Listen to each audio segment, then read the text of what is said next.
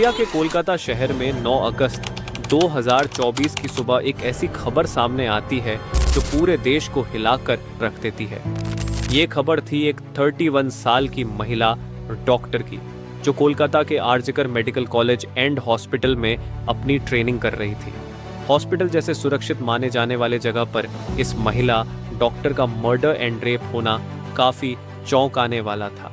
इस घटना का खुलासा तब हुआ जब डॉक्टर के डेथ बॉडी का पोस्टमार्टम किया गया। इस रिपोर्ट ने लोगों की रूह तक को हिला दिया, क्योंकि यह मामला सिर्फ एक मर्डर का नहीं था, बल्कि इससे कहीं ज्यादा खौफनाक केस था। पोस्टमार्टम रिपोर्ट में खुलासा हुआ कि उस डॉक्टर की हत्या गला घोंटकर की गई थी, इतनी ताकत से कि उनका थायराइड कार्टिलेज तक टूट गया था। इस हत्या के पहले डॉक्टर ने अपनी जान बचाने के लिए कोशिश किया था। इसका सबूत उनके शरीर पर मिले कई निशानों से मिला। सबसे डरावना सच तब सामने आया जब डॉक्टर के प्राइवेट पार्ट्स पर घावों के निशान पाए गए। इससे साफ हुआ कि यह सिर्फ मर्डर का मामला नहीं था, बल्कि ये रेप के बाद किया गया एक खौफनाक हत्याकांड था। हॉस्पिटल के परिसर में इतनी बड़ी घटना हो जाती है और किसी को कान खबर तक नहीं होती। क्या उस रात कुछ ऐसा हुआ था जिसे जानकर आप गुस्से से बौखला जाओगे? क्या वहां कोई और था जिसने इस क्रूर घटना को अंजाम दिया? और अगर था तो आखिर कौन था? इन्हीं सवालों के जवाब खोजते हुए हम आज की इस वीडियो में आपको बताएंगे कि आखिर क्या हुआ था उस रात इस मेडिकल कॉलेज के शांत माने जाने वाले परिसर में। जब आपको सच का सामना होगा तो यकीन मानिए आपके भी रोंगटे खड़े हो जाएंगे। Guys, before starting this video let me tell you कि मैं यहाँ पर उन फीमेल डॉक्टर को श्रुति नाम से रेफर करने वाला हूँ, एंड ये उनका रियल नेम नहीं है। सो कंफ्यूज मत होना। श्रुति एक जूनियर डॉक्टर जो कि कोलकाता के आरजिकर मेडिकल कॉलेज एंड हॉस्पिटल से अपनी डॉक्टर की ट्रेनिंग ले रही थी 8 अगस्त 2024 को। और दिन की तरह श्रुति अपनी नाइट शिफ्ट पर होती है और वह अपनी जॉब कर रही होती है। तभी रात के 11 बजे उन्हें अपनी मदर का फोन आता है, जैसे कि हर दिन आता था, क्योंकि पेरेंट्स को तो अपने बच्चों की चिंता हमेशा होती है।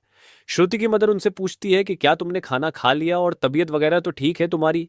जिसके रिप्लाई में श्रुति बोलती है कि उनकी तबीयत एकदम ठीक है और वो बस अभी कुछ पेशेंट्स को देखने जा रही है, जिसके बाद वो अपने कलीग्स के साथ बैठकर खाना खाएंगे। अपनी मदर से बात करने के बाद श्रुति पेशेंट्स को देखने राउंड पर निकल जाती है।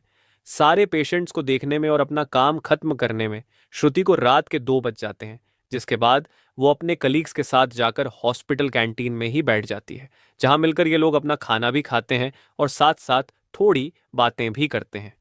खाना खाते खाते और बात करते हुए रात के 3 बज जाते हैं और इस वक्त श्रुति थोड़ी थकान सी फील कर रही होती है, तो वो अपनी थकान दूर करने के लिए इस हॉस्पिटल के 4th फ्लोर में बने सेमिनार हॉल में जाकर रेस्ट करने लगती है। श्रुति के रेस्ट करते करते सुबह के 7:30 बज जाते हैं, पर वो तब भी इस सेमिनार हॉल से बाहर नहीं आती, जो कि काफ़ी ज़्यादा अनयूजुअल था, क्योंकि श्रुति कभी भी आधे 1 घंटे से ज़्यादा का ब्रेक नहीं लेती थी।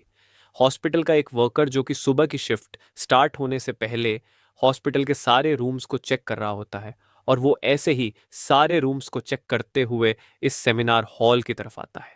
जैसे ही वो सेमिनार हॉल के बाहर आकर उसका गेट खोलता है, उसकी आंखों के सामने होता है एक भयानक नज़ारा, जिसे देखकर वो बहुत जोर से चीख पड़ता है।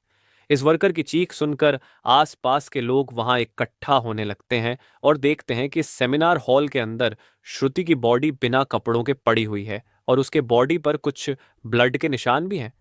यहाँ खड़े सब लोगों के लिए ये एक ट्रामा से कम नहीं था, स्पेशली दूसरी फीमेल डॉक्टर्स एंड वर्कर्स के लिए, क्योंकि उन्होंने अपनी आंखों के सामने ऐसा नज़ारा पहली बार देखा था।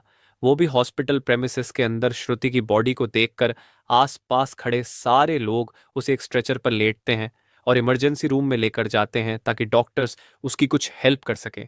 काफ़ी देर तक डॉक्टर्स के स्ट्रगल करने के बाद भी एट द एंड श्रुति कुछ घंटों के बाद अपना दम तोड़ देती है।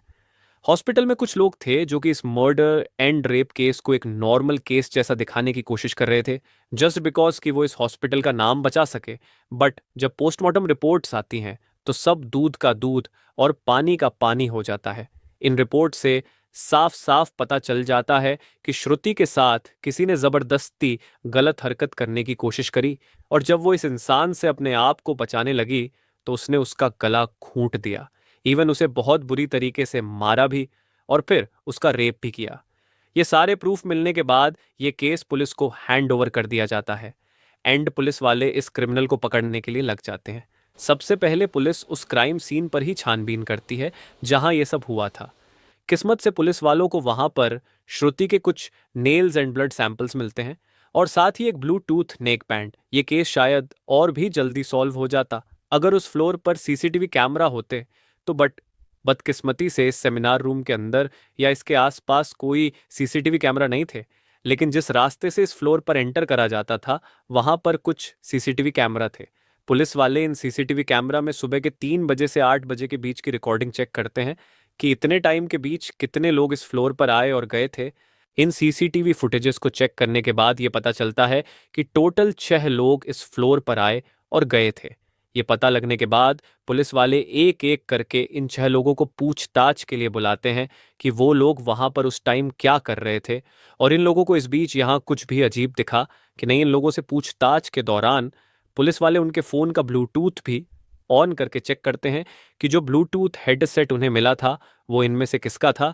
क्योंकि आपको पता होगा ही कि एक बार अगर आप किसी ब्लूटूथ डिवाइस से अपना फ़ोन पेयर करते हो तो अगली बार वो उससे ईजीली कनेक्ट हो जाता है। और फाइनली पुलिस वालों की ये ट्रिक काम भी आती है क्योंकि ये ब्लूटूथ नेक बैंड इन 6 लोगों में से एक आदमी के फ़ोन से कनेक्ट हो जाता है जिसका नाम था संजय रॉय, जो कि एक सिविल वॉलंटियर था। सिविल वॉलंटियर वो लोग होते हैं जो कि पुलिस के अंडर काम करते हैं और उनकी हेल्प करते हैं छोटे मोटे कामों को मैनेज करने में। लाइक आपने बहुत सारे फेस्टिवल्स अनऑथराइज्ड पार्किंग या भीड़ भाड़ वाले एरिया में देखा होगा कि कुछ ब्लू कलर की यूनिफॉर्म्स पहनकर ऑफिसर्स खड़े रहते हैं जिनका काम होता है कि विदाउट एनी रीजन कहीं पर भी ज्यादा क्राउड इकट्ठा ना हो। तो अब पुलिस वालों को अपना पहला कातिल मिल चुका था जिसके बाद वो संजय रॉय से और गुस्से से पेश आने लगते हैं। बट संजय पुलिस वालों की किसी बात का भी जवाब नहीं दे रहा होता क्योंकि वो काफी ज्यादा नशे की हालत में था। इस बीच पुलिस वाले संजय का फोन भी चेक करते हैं जिसमें उन्हें भर भर के पोर्नोग्राफिक कंटेंट मिलता है जिससे उनका शक यकीन में बदल चुका था कि संजय ही श्रुति के मर्डर का मेन कल्प्रीट है। इसके बाद पुलिस वाले संजय रॉय को और ज्यादा डराने लगते हैं एंड फाइनली वो डर कर अपना गुनाह कबूल भी कर लेता है कि उसने ही श्रुति को मारा है और उसका रेप किया है। यह पता लगते ही कुछ पुलिस वाले और प्रूफ्स कलेक्ट करने संजय रॉय के घर जाते हैं जहां पर उन्हें एक शू मिलता है जिसके ऊपर कुछ खून जैसे ही धब्बे थे। तो पुलिस वाले उसका सैंपल कलेक्ट कर लेते हैं। थोड़ी और तलाशी लेने पर पुलिस वालों को संजय के घर के बाहर कुछ कपड़े सूखते हुए दिखते हैं और ये वही कपड़े थे जो कि उस दिन संजय ने पहने थे क्योंकि ये सब सीसीटीवी कैमरा में कैप्चर हो गया था जिससे जाहिर था कि संजय ये प्रूफ मिटाने की भी कोशिश कर रहा था। बट जब संजय को पूछताछ के लिए पुलिस स्टेशन में लाया गया था उस वक्त वो काफी ज्यादा नशे की हालत में था। तो क्या वो ये सब बस इसलिए कर रहा था ताकि उसे कम सजा मिले, जस्ट बिकॉज वो उस वक्त नशे में था। बाद में जब पुलिस वाले उस शू पर लगे ब्लड सैंपल्स को चेक करवाते हैं तो वो भी श्रुति के ब्लड से मैच हो जाता है which was a solid proof against him. इन सारी रिपोर्ट्स एंड डिटेल्स को एक साथ कंबाइन करके पुलिस वालों को पता चलता है कि उस रात संजय रॉय काफी ज्यादा नशे की हालत में था और वो रात के 11 बजे हॉस्पिटल में एंटर करता है। संजय अक्सर उस हॉस्पिटल में नाइट शिफ्ट किया करता था तो उसे यहाँ की काफी अच्छी नॉलेज भी थी कि कहाँ पर कैमरा है और कहाँ पर नहीं। तो वो आराम से इस हॉस्पिटल के 4th फ्लोर पर जाकर बैठ जाता है क्योंकि वो नहीं चाहता था कि कोई उसे ज्यादा नशे की हालत में देखे, वरना वो अपनी जॉब से हाथ धो सकता था।